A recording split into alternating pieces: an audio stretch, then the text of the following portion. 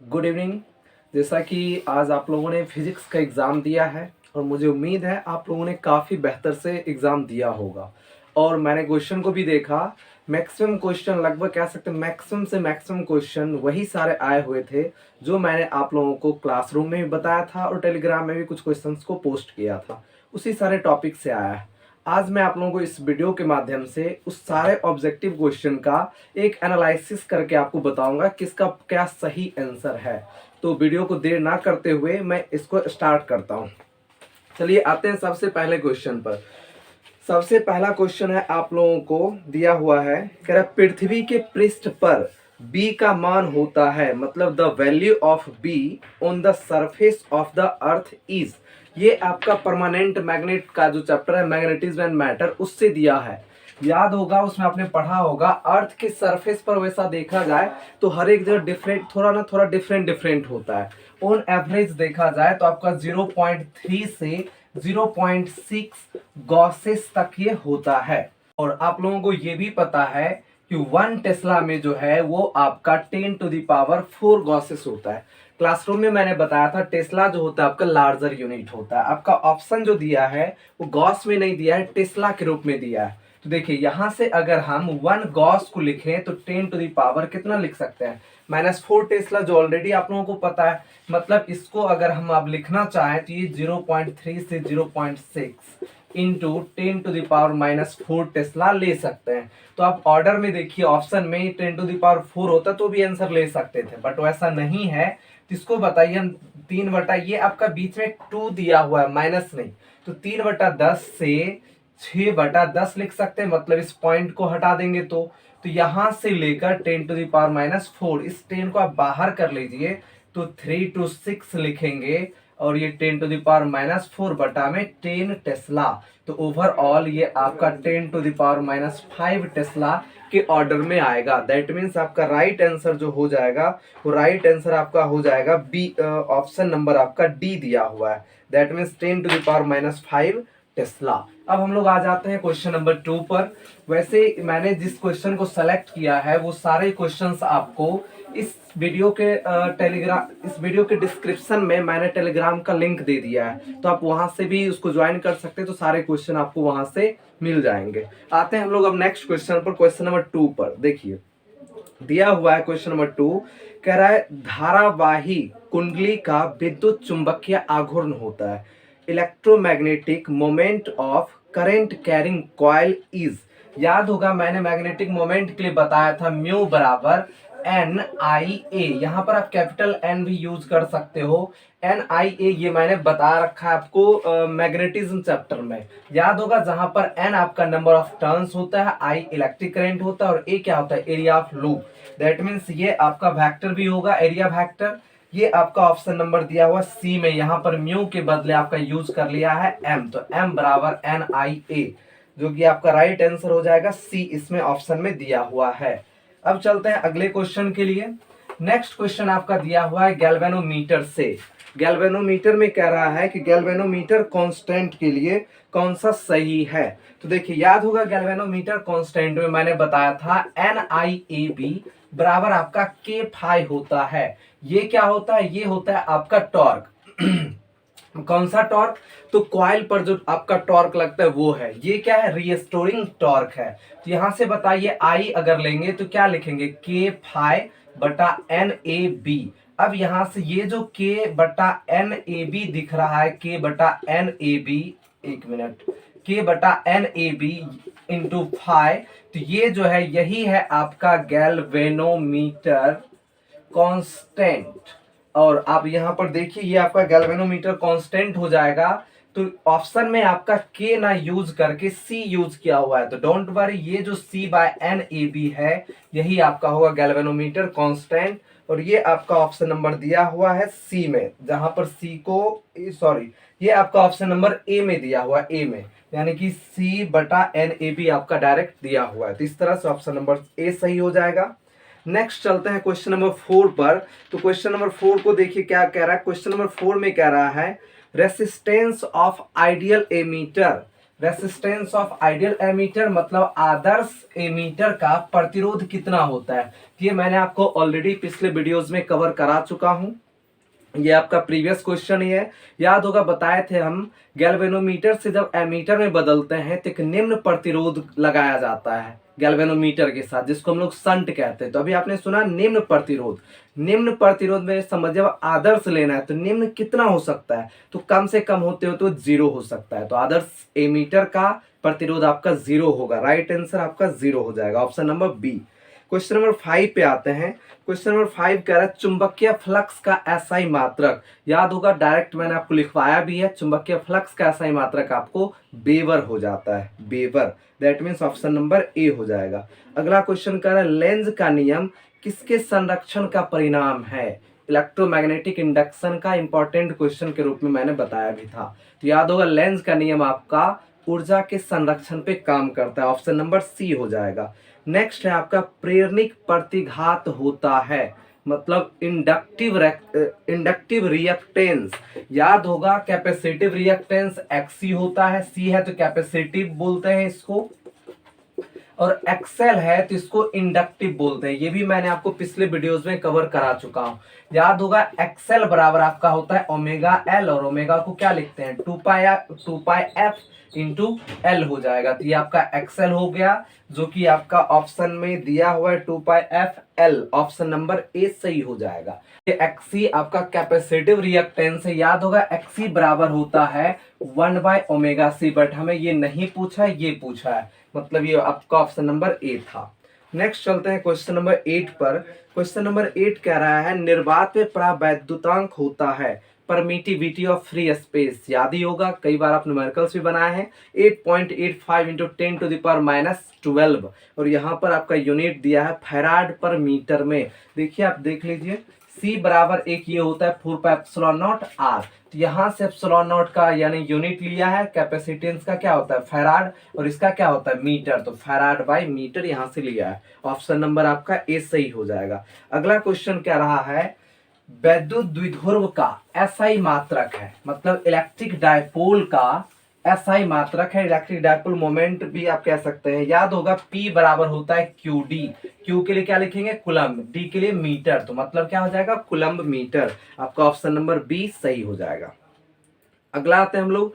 Next question क्या रहा है कुलाम नियम का सदिश रूप होता है vector form of Coulomb's law. देखिए vector form of Coulomb's law में याद होगा ये होता है 1/4πε0 Q1 Q2 bye R square. याद होगा फोर्स का जो डायरेक्शन बताए थे वह बोले थे कि आपको R के डायरेक्शन में होता है। अब देखिए इसको वेक्टर फॉर्म में ले जाना है, तो इसको देखिए हम ऐसा लिख सकते हैं Q1 Q2 बटा, आप एक मिनट, हाँ ये R जो आपका मैग्नीट्यूड है, देखिए ये R स्क्वायर, यहाँ पर ये R है, अगर ऊपर भी हम R मैग्नीट्यूड से गुना कर दें तो दैट्स योर नीचे भी एक लिखना पड़ेगा, जो कि क्लास में ही बताए थे। तो ये होगा आपका 1/4πε0 Q1 Q2 बाय नीचे R स्क्वायर, R क्या RQ, और ये मैग्नीट्यूड और ये डायरेक्शन क्या बना लेता है वेक्टर। तो दैट मीन्स ये आपका सही आंसर होगा। और यहाँ देख लीजिए याद होगा वेक्टर A बराबर mode of A into A cap होता है, या इसी को आप ए भी लिख सकते हैं और ए कैप भी लिख सकते हैं। दैट इज ये आपका आंसर हो जाएगा, और ये आपका ऑप्शन नंबर दिया हुआ है ए में दिया हुआ है। तो आई थिंक ये भी आपने सही टिक किया होगा, ऑफकोर्स सही किया होगा। चलते हैं नेक्स्ट क्वेश्चन कह रहा है किसी चालक की धारिता होती है capacity of any conductor. It's very simple question, class में कई बार आपने बनाया भी होगा और याद भी होगा। सी बराबर आपका होता है क्यू बाय भी होता है, C बराबर Q बाई भी, वेरी सिंपल डायरेक्ट फॉर्मूला से है। याद होगा मैंने आप लोगों को बोला भी था आप सारे फॉर्मूला को बार बार रिवीजन करते रहो, उससे ढेर सारे क्वेश्चन आते हैं। चलिए अगला क्वेश्चन चलते हैं। नेक्स्ट क्वेश्चन कह रहा है energy of A charged capacitor is, किसी आवेशित चालक की ऊर्जा क्या होती है। Very simple half CV square, direct आपका ऑप्शन नंबर सी में दिया हुआ है हाफ CV स्क्वायर, ऑफकोर्स सही बनाया होगा आप लोगों ने। नेक्स्ट क्वेश्चन कह रहा है यदि समान धारिता के n संधारित्र समांतर क्रम में जोड़े जाते हैं तो तुल्य धारिता क्या होगी। तुल्य धारिता देखिए कैपेसिटर है, इसको श्रेणी क्रम में अगर हम जोड़ते हैं तो याद होगा 1/CS लेना होता है, 1/C1 + C2। पैरेलल के लिए आपका डायरेक्ट C1 प्लस C2 हो जाता है, और यहाँ पर n संधारित्र है और एक का वैल्यू कितना है C1, तो दैट मीन्स Cp बराबर NC1 आपका आंसर होगा। दैट मीन्स ये आपका हो जाएगा ऑप्शन नंबर सी में दिया हुआ है। चलिए नेक्स्ट क्वेश्चन कह रहा है वायु के लिए प्रावैद्युत सामर्थ्य होता है। क्वेश्चन थोड़ा सा अलग है, ज्यादा नहीं है, बस थोड़ा सा देखिए। क्वेश्चन कह रहा है dielectric strength for air is. पहले हम लोग थोड़ा सा इसके बारे में जान लेते हैं, डाइलेक्ट्रिक स्ट्रेंथ क्या होता है, फिर इस पे आते हैं। देखिए डाइलेक्ट्रिक स्ट्रेंथ, कुछ वैसे भी चालक होते हैं, कुछ वैसे भी नॉन कंडक्टर पदार्थ होते हैं जिसको इलेक्ट्रिक फील्ड में डालते हैं तो चालक की तरह काम करने लगते हैं। देखिए कैसे, याद होगा डाइलेक्ट्रिक में मैंने आपको दो पढ़ाया था, एक पोलर और एक नॉन पोलर। याद होगा जब नॉन पोलर डाइलेक्ट्रिक को ऐसे रखा जाता था तो नेट डायपोल मोमेंट क्या होता था, 0। जब इसी को हम electric field, external electric field में रखते थे तो सारा इसका अलाइन हो जाता था, उसके बाद ये कंडक्टर की भांति कार्य करने लगता था। दैट मीन्स क्या हुआ कि नॉन कंडक्टर को अगर इलेक्ट्रिक फील्ड में रखा जाए, कुछ वैसे पदार्थ स्पेशली पदार्थ होते हैं तो भी कंडक्टर की तरह कार्य करने लगते हैं। इसका मतलब क्या हुआ, मतलब ये हुआ कि अगर मान लीजिए कोई नॉन कंडक्टर है, उसको हम इलेक्ट्रिक फील्ड में रखते हैं, ये नॉन कंडक्टर है, इसको इलेक्ट्रिक फील्ड में रखते हैं, तो यानी इनिशियली नॉन कंडक्टर है तो नॉन कंडक्टर का ही भांति काम करेगा, बट इलेक्ट्रिक फील्ड को अब हम बढ़ाते जाते हैं तो एक ऐसा आपका वैल्यू मिलेगा इलेक्ट्रिक फील्ड का जिसके बाद ये क्या करेगा, कंडक्टर की तरह कार्य करने लगेगा। तो जिस वैल्यू पर यह कंडक्टर की तरह कार्य करने लगता है उसी को हम लोग कहते हैं डाइलेक्ट्रिक स्ट्रेंथ। अब देखिए एयर जो है, एयर सिंपली एयर को देखा जाए तो ये आपका कुचालक की तरह कार्य करता है, बट अगर क्या करें हम लोग यहाँ पर एयर में क्या करें, इलेक्ट्रिक फील्ड को अप्लाई करता है, तो जब electric field, heavy electric field को अप्लाई किया जाता है तो इस एयर के जरिए एयर भी कह सकते हैं आयोनाइज्ड हो जाता है और ये भी कंडक्टर की तरह कार्य करता है। और इसका आंसर जो होगा आपका dielectric strength for air 3 Guna 10⁶ volt पर मीटर हो जाएगा। ये आपका राइट आंसर है जो कि ऑप्शन नंबर ए में दिया हुआ है। नेक्स्ट क्वेश्चन आपका कह रहा है निम्नलिखित में से कौन विद्युत चुंबकीय तरंग नहीं है। Which of the following is not electromagnetic wave.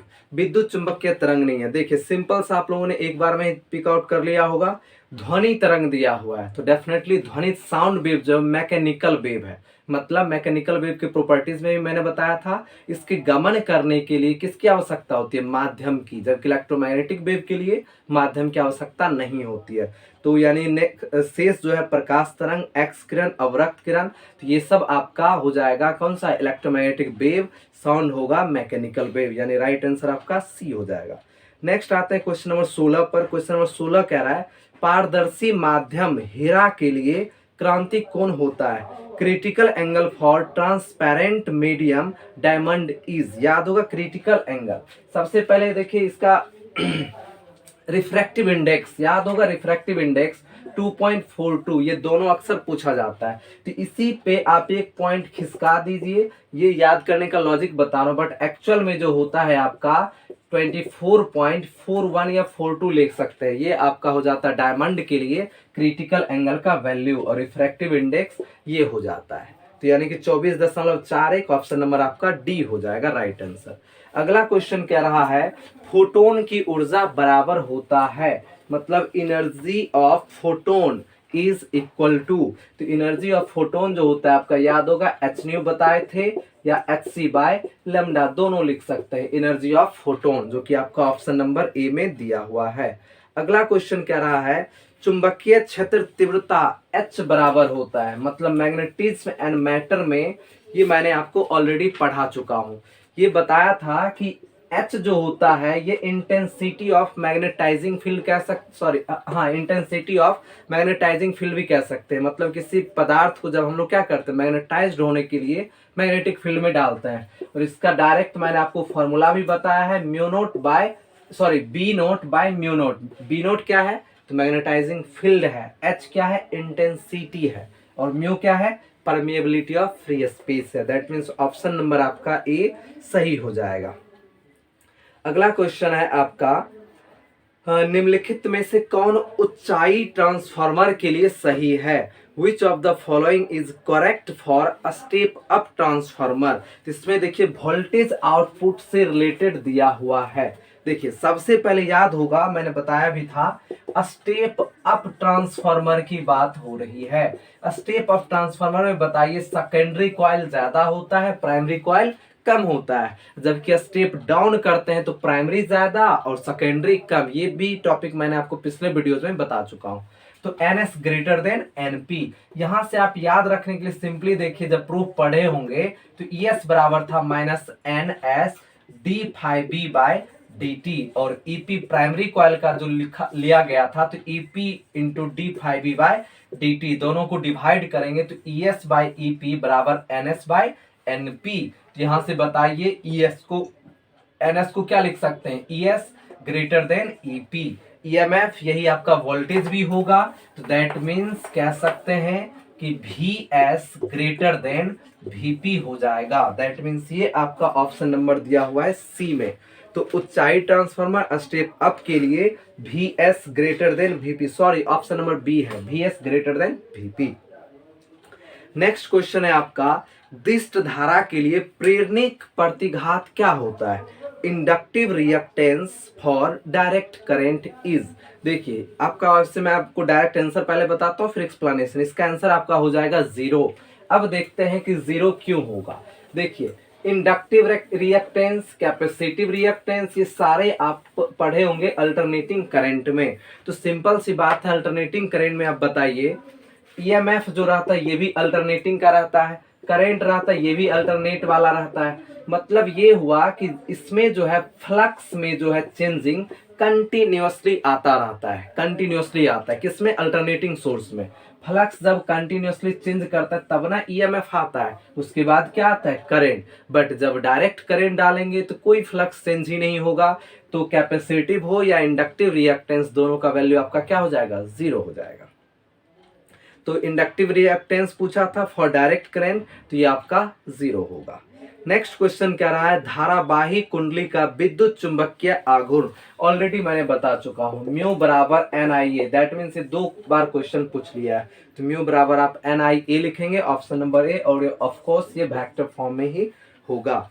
अगला क्वेश्चन है, किसी बिंदु पर विद्युत क्षेत्र तीव्रता होती है। किसी बिंदु पर विद्युत क्षेत्र तीव्रता मतलब इंटेंसिटी ऑफ इलेक्ट्रिक फील्ड पूछा है। तो देखिए इंटेंसिटी ऑफ इलेक्ट्रिक फील्ड जो होता है, याद होगा मैंने बताया था, E बराबर आपका F/Q हो जाता है। मतलब F बराबर क्या? Q। फोर्स को भी यहाँ से याद रख सकते हैं, बट क्वेश्चन पूछा है इलेक्ट्रिक फील्ड, तो E बराबर F/Q, यानी कि आपका ऑप्शन नंबर हो गया B, इलेक्ट्रिक फील्ड इंटेंसिटी बराबर F/Q हो जाएगा।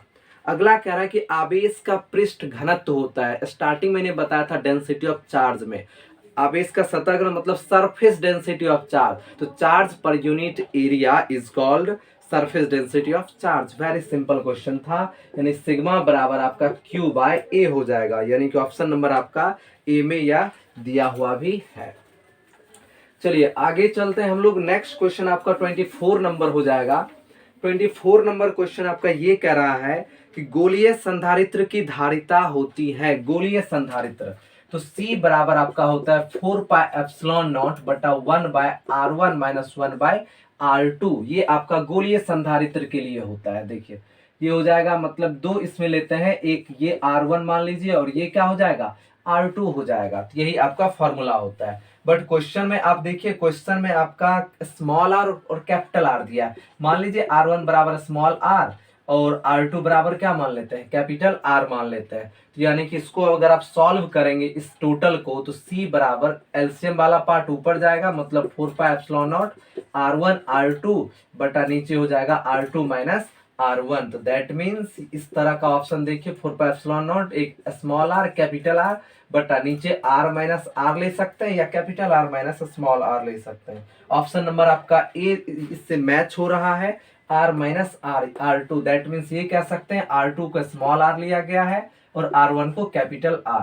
तो ये आपका हो जाएगा किसके लिए? स्फेरिकल के लिए। याद होगा आप, यहाँ से एक और देख लीजिए, पैरेलल प्लेट के लिए क्या होता है, तो C बराबर याद होगा epsilon naught A by D होता है। और अगर मान लीजिए इस तरह का सिलेंड्रिकल कैपेसिटर हुआ, इस तरह का लेंथ L हुआ, तो याद रखेंगे C बराबर होता है 2 पाई एप्सिलॉन नॉट L बटा लॉग R2 बाय R1। इस तरह से इसको आप लोग याद रखेंगे। चलते हैं अब, और लॉग में याद रखेंगे स्टैंडर्ड बेस आपका E होता है। नेक्स्ट क्वेश्चन पे आ जाते हैं हम लोग। नेक्स्ट क्वेश्चन आपका कह रहा है 1 म्यू टू बराबर होता है। इट्स वेरी सिंपल क्वेश्चन, इस पे आप लोग ढेर सारे क्वेश्चंस भी बनाए होंगे। 1 म्यू टू पूछ रहा है, देखिए तो 1 म्यू टू याद होगा डायरेक्ट रिलेटिव रिफ्रैक्टिव इंडेक्स है, mu two by mu one लिखा जाता है, मतलब ऑप्शन नंबर आपका ए सही है। क्वेश्चन नंबर 26 कह रहा है रेटिना पर बनने वाला प्रतिबिंब होता है। तो रेटिना कहाँ होता है, ह्यूमन आई में। और ह्यूमन आई में कैसा प्रतिबिंब बनता है, तो वास्तविक और उल्टा। लेकिन याद रखेंगे हमारा ब्रेन इसको सीधा करके देख पाता है, तो यानी ऑप्शन नंबर आपका बी सही हो जाएगा, वास्तविक और उल्टा। क्वेश्चन नंबर 26 पे आते हैं।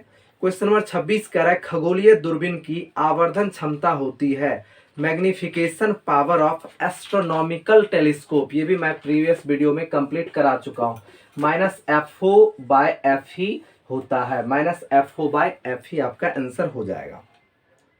नेक्स्ट क्वेश्चन कह रहा है कि निम्नलिखित में कौन इंद्रधनुष के निर्माण का कारण है, तो यानी which of the following is the cause of formation of rainbow. Rainbow के फॉर्मेशन का कौन सा कारण है, तो रेनबो के फॉर्मेशन में याद होगा डिस्पर्सन भी होता है, रिफ्रैक्शन भी होता है और टोटल इंटरनल रिफ्लेक्शन। तो ऑप्शन के अकॉर्डिंग आपका डिस्पर्सन राइट आंसर होगा।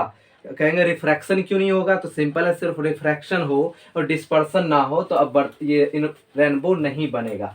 सिंपल आप याद रखें, रेनबो कब बनता है, जब 7 कलर में डिस्ट्रीब्यूट हो जाता है, डिवाइड हो जाता है, और इस फेनोमेनन को तो हम लोग डिस्पर्सन कहते हैं।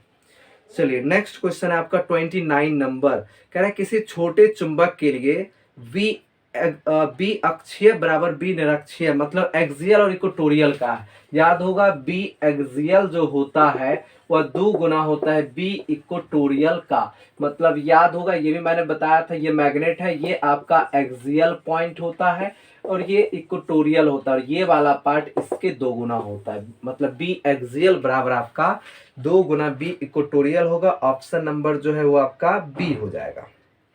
चलिए बढ़ते हैं नेक्स्ट क्वेश्चन नंबर 30 की ओर। क्वेश्चन नंबर 30 जो कह रहा है वो कह रहा है कि एक समान चुंबकीय क्षेत्र में दोलनशील चुंबक के आवर्तकाल का व्यंजक होता है, मतलब expression for the time period of a magnet oscillating in a uniform magnetic field. याद होगा ये भी मैं आपको प्रीवियस वीडियोस में कराया हूँ, पीछे का जो क्वेश्चन बैंक है वो जरूर आप देखना, वहां पे मैंने कराया है। टी बराबर याद होगा 2 पाई रूट अंडर आई बटा एम बी एच होता है, और सेम फॉर्मूला याद होगा इलेक्ट्रोस्टेट के लिए मैंने बताया था 2 पाई बटा आई पी इंटू ई बताया था, तो ये आपका राइट आंसर हो जाएगा 2 pi into root under I by M B H. That means आपका जो ये ऑप्शन होगा ऑप्शन नंबर हो जाएगा बी में दिया हुआ है। नेक्स्ट क्वेश्चन देखिए, नेक्स्ट क्वेश्चन आपका इसी से बन जाएगा। नेक्स्ट क्वेश्चन कह रहा है कि निम्नलिखित में से कौन पृथ्वी के चुंबकीय क्षेत्र और चुंबकीय सुई की आवृत्ति के लिए सही है। Which of the following relation is correct for earth's magnetic field BH and frequency of magnetic needle. देखिए फ्रीक्वेंसी पूछा है, बताइए टी बराबर क्या होता है, तो याद होगा टी बराबर 1/f, टाइम पीरियड फ्रीक्वेंसी का रिवर्स होता है, तो 1/f बराबर ये आपका 2 pi root under I by M B H. अब हमें फ्रीक्वेंसी एंड बी एच में रिलेशनशिप निकालना है, तो देखिए तो यहाँ पर मुझे स्क्वायर करना पड़ेगा, तो स्क्वायर करूंगा तो 1/f स्क्वायर बराबर ये 4 पाई का स्क्वायर इंटू रूट, तो अब कैंसिल हो जाएगा, तो आई बटा एम बी एच। रिवर्स कर लीजिए, रिवर्स करेंगे तो एफ स्क्वायर बराबर 1/4 पाई स्क्वायर ऊपर एम बी एच और नीचे क्या हो जाएगा आई, तो मतलब फ्रीक्वेंसी यहाँ है और ये देखिए बी एच का रिलेशन देखना है, तो फ्रीक्वेंसी स्क्वायर बी एच, मतलब ये बाकी सारे कांस्टेंट मान लें तो फ्रीक्वेंसी का डायरेक्ट स्क्वायर होगा बी एच, लेकिन ऑप्शन में आपका एफ को क्या माना है, न्यू माना है, मतलब nu square directly proportional to B H हो जाएगा। तो दैट मीन्स इस यहाँ पर जो होगा आपका ऑप्शन, वो आपका ऑप्शन नंबर ए हो जाएगा, nu square proportional to B H हो जाएगा। चलिए अगला क्वेश्चन आते हैं। अगला फिर आपका मैग्नेट से ही है।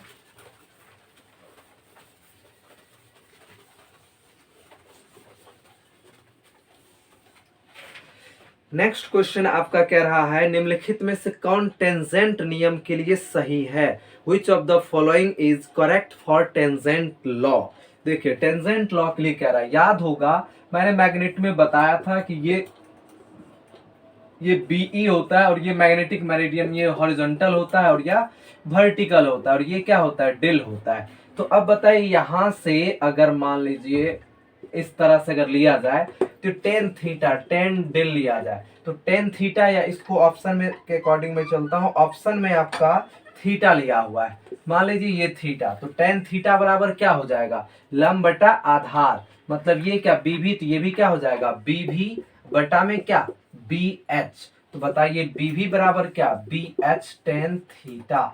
तो दैट मीन्स आपका option B H tan theta right होगा। That means option number A आप पिक आउट करेंगे, बी बराबर B H tan theta. Next आते हैं अगले क्वेश्चन पर। अगला क्वेश्चन आपका दिया हुआ है, कह रहा है रिलेटिव परमिएबिलिटी होता है, तो ये भी आप क्लास में ऑलरेडी पढ़ चुके हैं, म्यू आर बराबर म्यू बाय म्यू नोट होता है।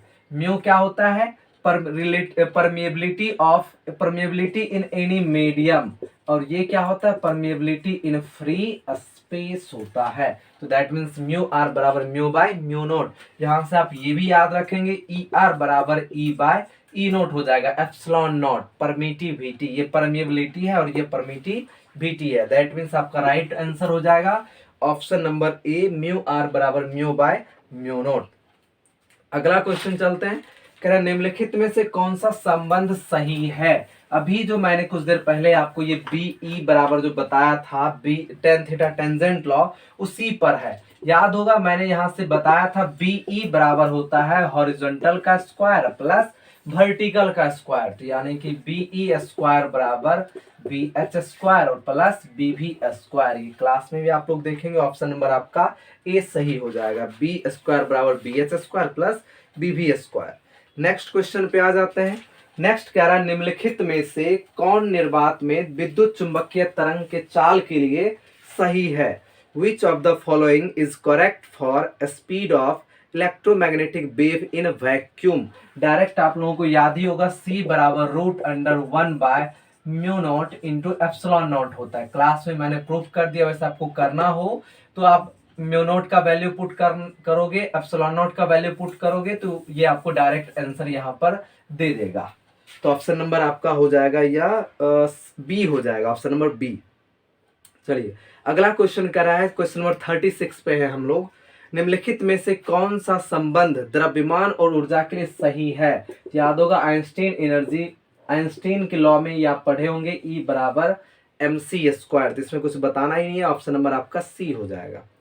अगला क्वेश्चन कह रहा है दार्शनिक संख्या 8 को द्विधारी संख्या होती है, मतलब binary number of decimal number 8 10 is. Simple आप ऐसे समझिए कि ये दिया हुआ है 8 10 डेसिमल में और बाइनरी में पूछ रहा है, तो सिंपल है, ये भी मैंने प्रीवियस वीडियोस में इवन 8 का कराया है। 2 से 4 बार में काटेंगे 8 0, 2 से 2 बार में काटेंगे 0 रिमेनिंग, 2 से फिर एक बार में करेंगे तो 0, मतलब ये आपका आंसर जो होगा 1 0 0 0 0, ये आपका राइट आंसर हो जाएगा। दैट मीन्स ऑप्शन नंबर जो है आपका ए हो जाएगा।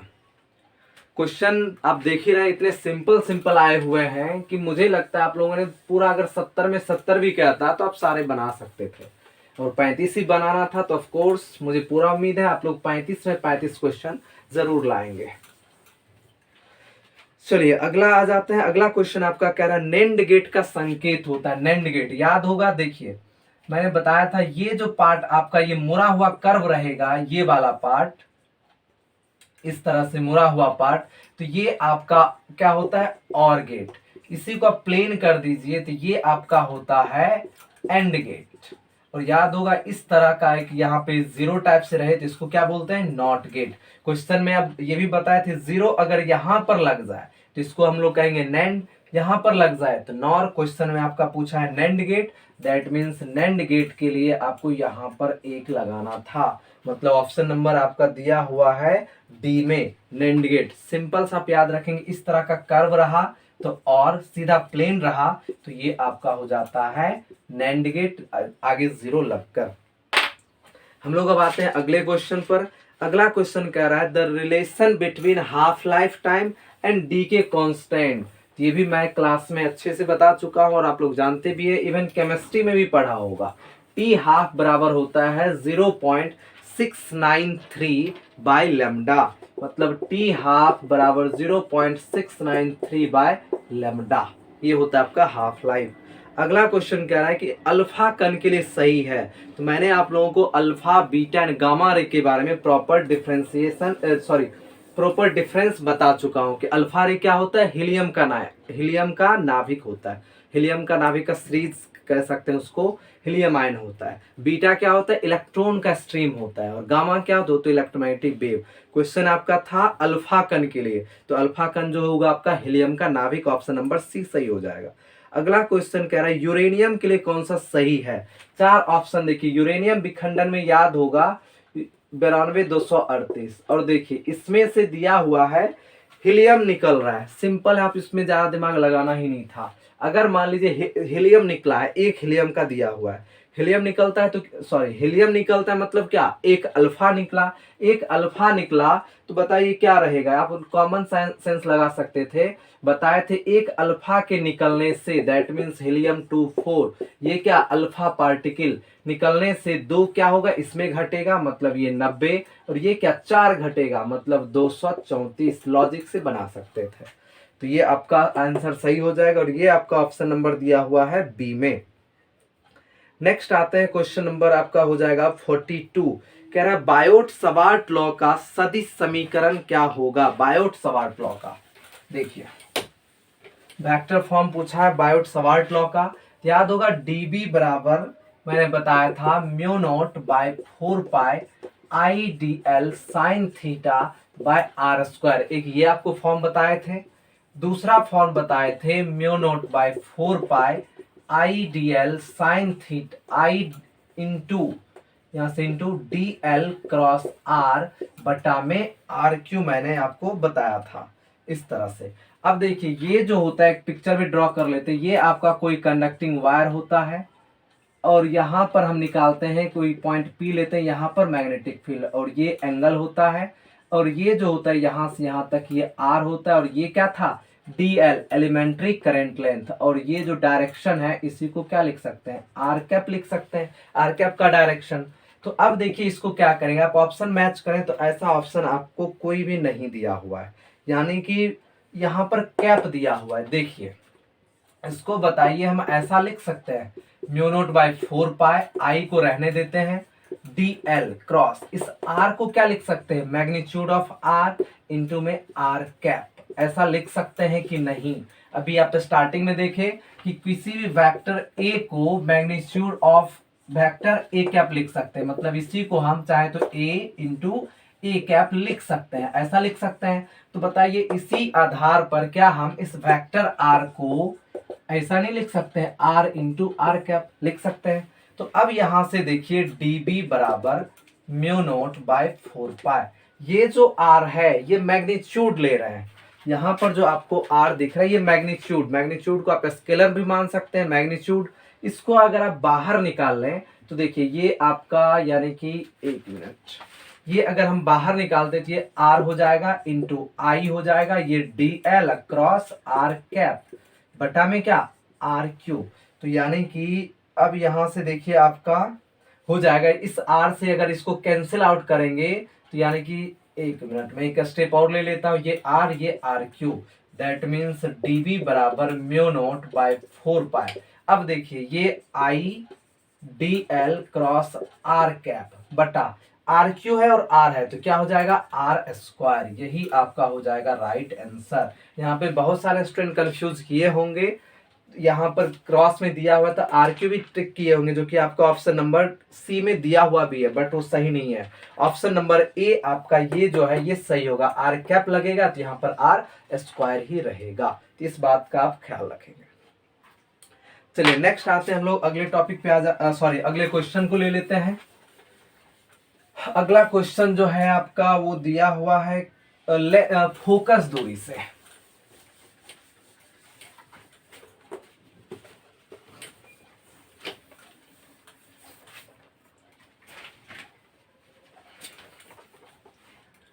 देखिए क्वेश्चन आपका नेक्स्ट कह रहा है कि 4 डायोप्टर क्षमता वाले लेंस की फोकस दूरी होती है। मतलब लेंस की क्षमता दिया है 4 डायोप्टर। याद होगा ये जो डायोप्टर है ये मीटर इनवर्स होता है ऐसा यूनिट। अब आपको कह रहा है कि फोकस दूरी क्या होगा। याद होगा फोकस दूरी F बराबर होता है 1/P। तो 1/P कर लेते हैं तो 4 metre inverse, that means F बराबर 1/4। मीटर इनवर्स कहाँ चला जाएगा ऊपर, तो F बराबर क्या 0.25 मीटर। देखिए ये आपका आंसर अगर मीटर में हुआ तो ये होगा, यानी 0.25 मीटर आपका सही आंसर होगा, जो कि ऑप्शन नंबर ए में दिया हुआ है। ये था आपका क्वेश्चन नंबर 43। नेक्स्ट आते हैं क्वेश्चन नंबर 44 पर। 44 में कह रहा है कि वर्ण विक्षेपण क्षमता होती है। तो वर्ण विक्षेपण क्षमता जो है ये भी मैं आपको प्रीवियस वीडियोज में कवर कराया हूं। ये आपका होता है फाई बटा जो है आप डेल भी कह सकते हैं, मतलब मीन डेविएशन के लिए। और याद होगा ये जो डिस्पर्सिव पावर होता है ये मैंने बताया है म्यू भी माइनस म्यू आर बटा म्यू भी माइनस 1, सॉरी यहाँ पर वायलेट नहीं येलो कलर लेंगे, म्यू वाई, क्योंकि यहाँ भी आपका येलो होगा। मीन डेविएशन होता है ये एंगुलर डिस्पर्सन, और ये मीन डेविएशन जो कि येलो कलर के लिए लेता है। तो दैट मीन्स डिस्पर्सिव पावर आपका म्यू भी माइनस म्यू आर बटा mu Y minus 1। That means option number जो होगा वह आपका ए सही हो जाएगा डिस्पर्सिव पावर के लिए। चलिए नेक्स्ट चलते हैं। नेक्स्ट कह रहा है कि एक कांच का लेंस यानी एक न्यूमेरिकल्स आपको दे दिया है।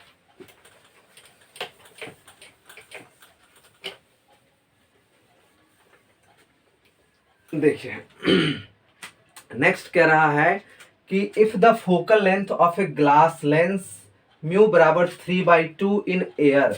मतलब फोकल लेंस ग्लास का जो दिया हुआ है किसमें, एयर में, कितना सॉरी सिर्फ यह एयर दिया हुआ है, मतलब एयर का पहले आपको रिफ्रैक्टिव इंडेक्स दे दिया है। सॉरी देखिए क्वेश्चन को पढ़ते पहले।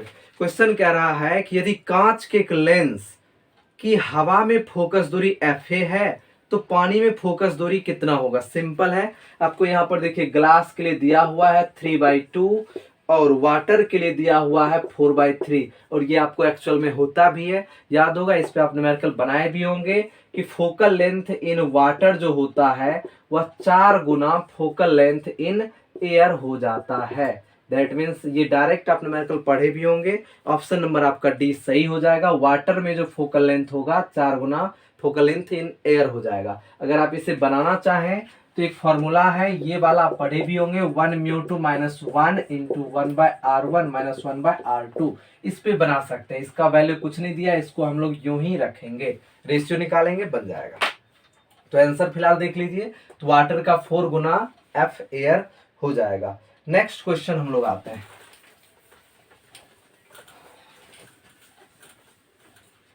वीडियो काफी लॉन्ग ना हो इसलिए मैं थोड़ा फास्ट में कर रहा हूं, और मैं वही उसी सब क्वेश्चन को यहाँ पर ज़्यादा एक्सप्लेन नहीं कर रहा हूँ जिसको मैंने प्रीवियस वीडियोस में करा चुका हूँ। अगर आप समझना हो तो आप इसके प्रीवियस वीडियोस में जो मैंने क्वेश्चन बैंक में कराया है तो उसको आप ज़रूर देखें। सारा क्वेश्चन बैंक का अगर आप वीडियोस देख लेते हैं तो आपको एग्जाम में एक भी क्वेश्चन नहीं छूटेगा आगे, और आपने जो पढ़ा है पीछे का किया होगा तो इस बार अगर आप एग्जाम दिए हैं तो ऑफकोर्स आपने देखा भी होगा।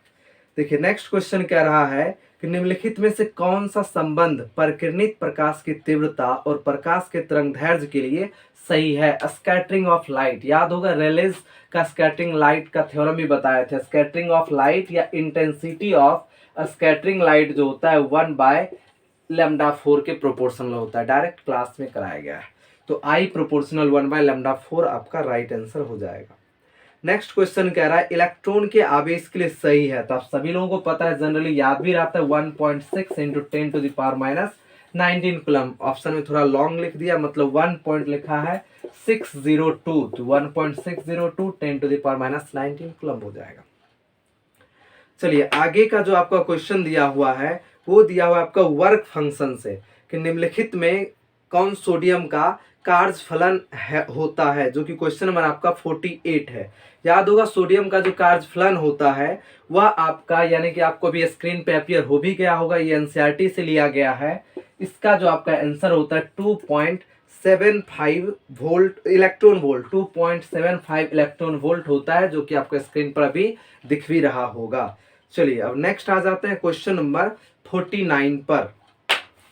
क्वेश्चन नंबर 49 में कह रहा है कि नाभिक में न्यूट्रॉन की संख्या होती है, तो न्यूट्रॉन की संख्या कितना होता है। तो याद होगा किसी भी हम लोग एलिमेंट्स पर लिखते हैं, अगर ये x है तो ये आपका z होता है, जो कि एटॉमिक नंबर, और ये एटॉमिक मास नंबर, ये एटॉमिक मास नंबर, और यह आपका एटॉमिक नंबर परमाणु संख्या। और याद होगा z बराबर p बराबर e होता है, और ये a क्या होता है एटॉमिक मास, यानी एटॉमिक मास को अगर हम लोग निकालें तो ये आपका अंदर जो होता है प्रोटॉन और न्यूट्रॉन के बराबर। तो a बराबर प्रोटॉन के लिए क्या लिखेंगे z, तो a बराबर z प्लस n, n पूछा था तो n बराबर a माइनस z होगा। दैट मीन्स आपका ऑप्शन नंबर बी इसका राइट आंसर हो जाएगा। आगे आते हैं, आगे कह रहा है कि सरल सूक्ष्मदर्शी का आवर्धन क्षमता क्या होता है, मतलब magnifying power of compound microscope is. याद होगा ये जो होता है 1 प्लस d/fe होता है, कब होता है, जब प्रतिबिंब स्पष्ट दृष्टि की न्यूनतम दूरी पर बनती है। जब अनंत पे बन रहा हो तब, तो अनंत पे याद होगा d/fe हो जाता है। चलिए ये भी मैं प्रीवियस वीडियोस में कराया हुआ हूँ। आगे का देखते हैं क्वेश्चन।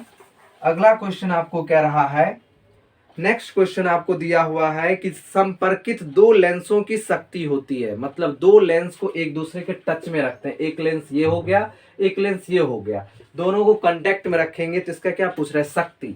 याद होगा पावर जो होगा ये P equivalent simply P1 plus P2 होगा, और F इक्विवेलेंट कितना होगा, तो just reverse F1/F1 plus 1/F2 होता है। एक्चुअल में हम लोग ये प्रूफ करते हैं और इससे डायरेक्ट ये निकाल लेते हैं, मतलब 1/F इक्विवेलेंट बराबर 1/F1 प्लस 1/F2। आप लोगों को पता भी है कि P बराबर 1/F या F बराबर 1/P होता है। चलिए अगला क्वेश्चन पे आ जाते हैं। नेक्स्ट क्वेश्चन आपका एक न्यूमेरिकल्स दिया हुआ है, देखिए न्यूमेरिकल्स का आंसर क्या आने वाला है।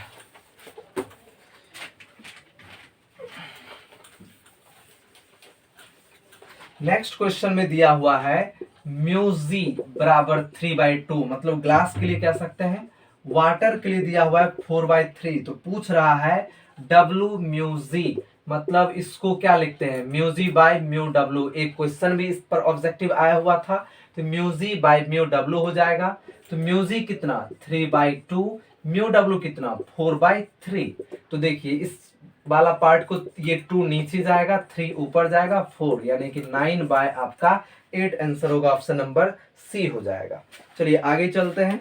अगला क्वेश्चन आपका दिया हुआ है, कह रहा है कांच के लिए क्रांतिक कोण होता है, मतलब critical angle for glass is. तो ग्लास का जो या कांच का जो कह सकते हैं क्रिटिकल एंगल होता है, यह आपका नियरली 42 डिग्री होता है, लगभग 42 डिग्री के आसपास होता है। तो ऑप्शन नंबर आपका डी है, जो कि आप पढ़े भी होंगे। नेक्स्ट कह रहा है विद्युत चुंबकीय तरंगों की प्रकृति होती है, इलेक्ट्रोमैग्नेटिक वेव। याद होगा इलेक्ट्रोमैग्नेटिक वेव जो है इस वे में चलता है, इसको क्या कहते हैं, ट्रांसवर्स।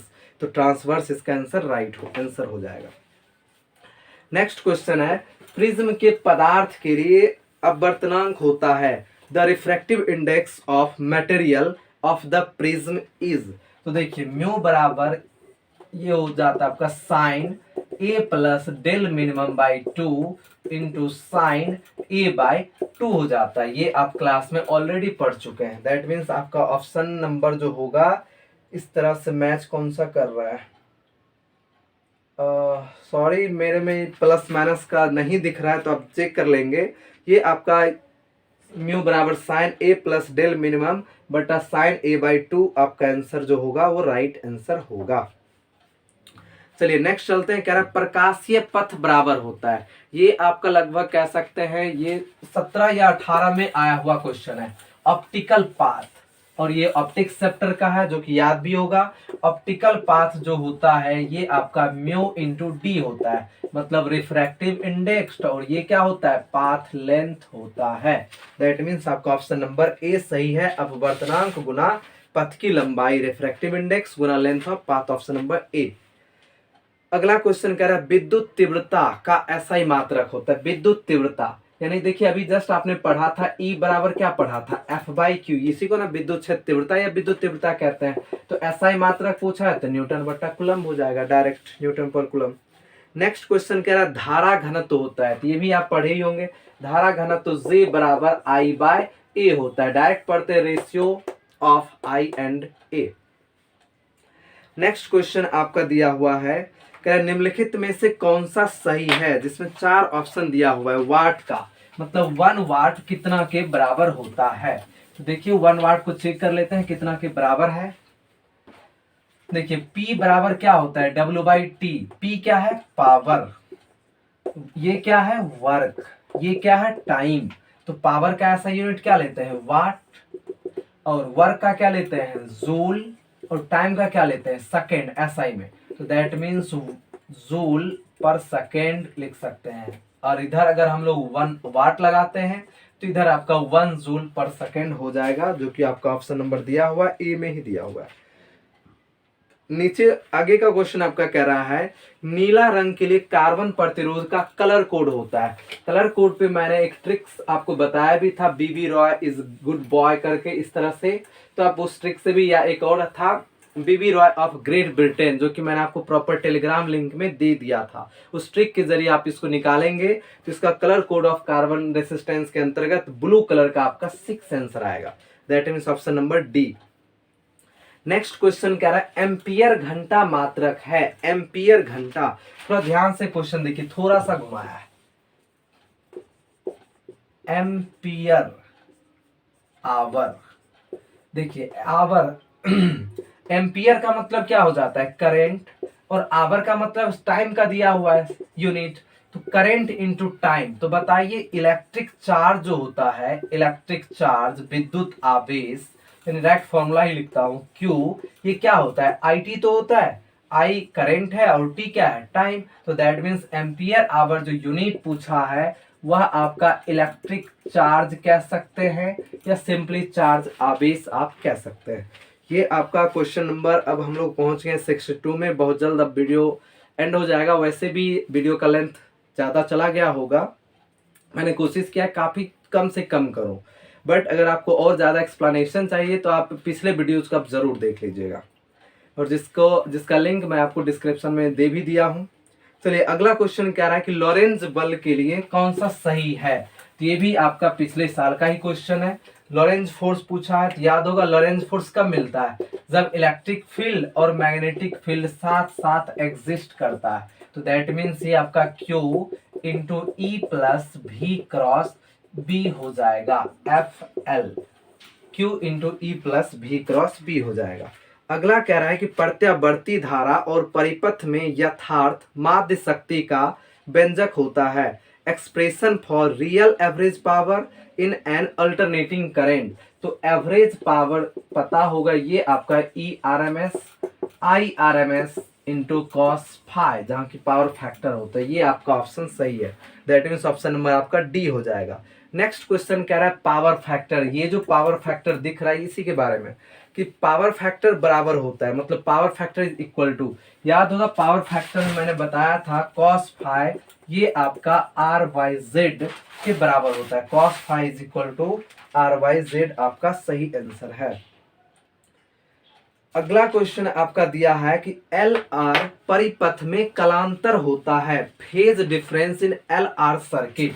तो देखिए फेज डिफरेंस यानी अल्टरनेटिंग करंट का ये क्वेश्चन है।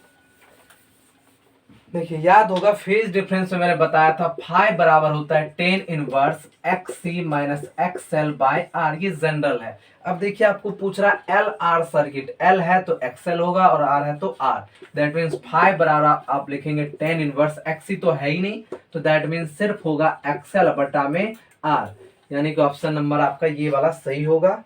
ऑप्शन आपको इस टर्म में नहीं दिया है तो याद होगा फाई बराबर टेन इनवर्स माइनस एक्सएल को क्या लिख सकते हो ओमेगा एल बटा आर। वैसे ये टेन थीटा का है तो आपका पॉजिटिव ही, क्योंकि वैल्यू हमको लेना है तो पॉजिटिव में आएगा, तो दैट मीन्स आपका फाई बराबर tan inverse omega L by R सही होगा। ऑप्शन नंबर ए दिया हुआ है ओमेगा एल बाय आर। अगला आपका कह रहा है कि ट्रांसफार्मर में परिनमन अनुपात होता है, मतलब ये है कि ट्रांसफॉर्मेशन रेशियो इन ट्रांसफार्मर। तो आप लोग याद रखेंगे ट्रांसफॉर्मेशन रेशियो जो होता है ये आपका आउटपुट वोल्टेज बटा इनपुट वोल्टेज के बराबर होता है। देखिए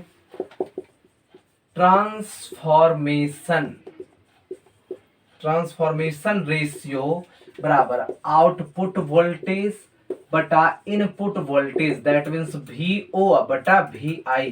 अभी जस्ट मैंने पिछले क्वेश्चन में कराया भी है, आउटपुट जो होता है सेकेंडरी कॉइल से होता है, इसको NS बाय NP भी आप लिख सकते हैं, बट आपका क्वेश्चन वहां से नहीं दिया है, तो आउटपुट किससे सेकेंडरी से, तो VS बटा में VP, ये आपका ऑप्शन सही हो जाएगा।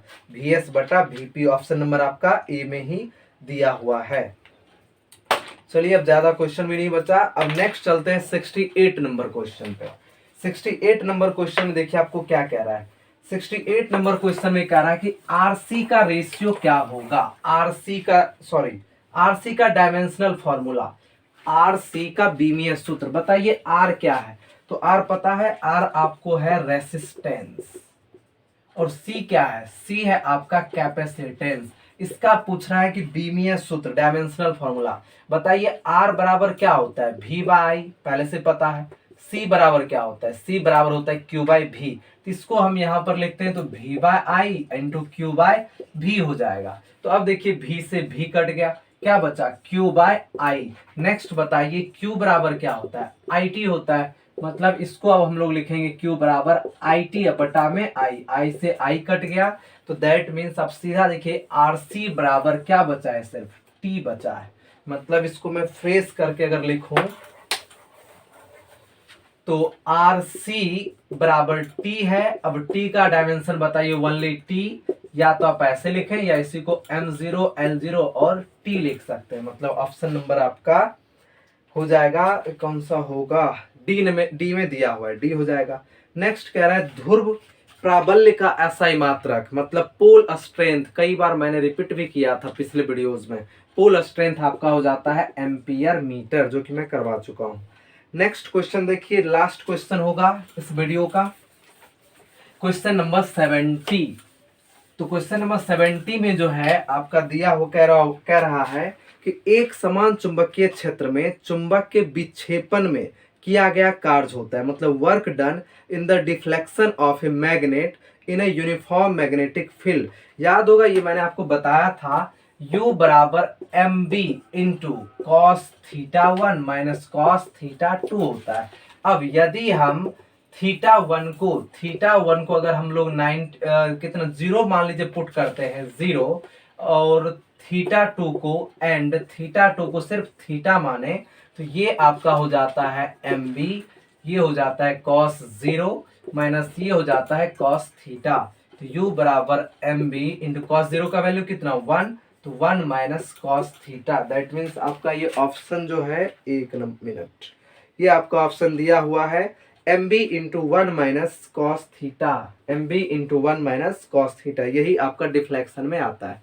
तो आई होप ये सारे क्वेश्चन आप लोगों ने देखा, और जहां तक मेरा ख्याल है कि आप लोगों ने काफ़ी क्वेश्चन सही किए होंगे, और इस सारे क्वेश्चन को जो मैंने अभी एक्सप्लेन किया तो इससे आप संतुष्ट भी होंगे। तो अगर आप लोगों को ये वीडियो अच्छा लगा हो तो वीडियो को बिल्कुल भी लाइक करना ना भूलें, और मैं इसी तरह के वीडियोस और भी बनाता हूं, इस पे डालते रहता हूं, और मैं आगे आप लोगों के लिए नया कोर्सेज भी ला रहा हूं फिजिक्स का, जिसमें आपको कंप्लीट सिलेबस 11th और 12th का पढ़ाया जाएगा। अगर आप 12th के स्टूडेंट हैं तो आपने तो ये कंप्लीट कर लिया है, तो आप अपने छोटे भाइयों को, बहनों को ये वीडियो का लिंक शेयर कर देंगे ताकि इस चैनल को सब्सक्राइब कर लें, जिससे उन्हें 11th और 12th के फिजिक्स का कंप्लीट नॉलेज मिल। और इस चैनल को आप सब्सक्राइब भी कर लें, साथ ही साथ बेल आइकन को भी प्रेस कर लें ताकि नेक्स्ट वीडियो जब मैं इस पर डालूँ तो उसका नोटिफिकेशन आपको मिल जाए। Thanks for watching this video.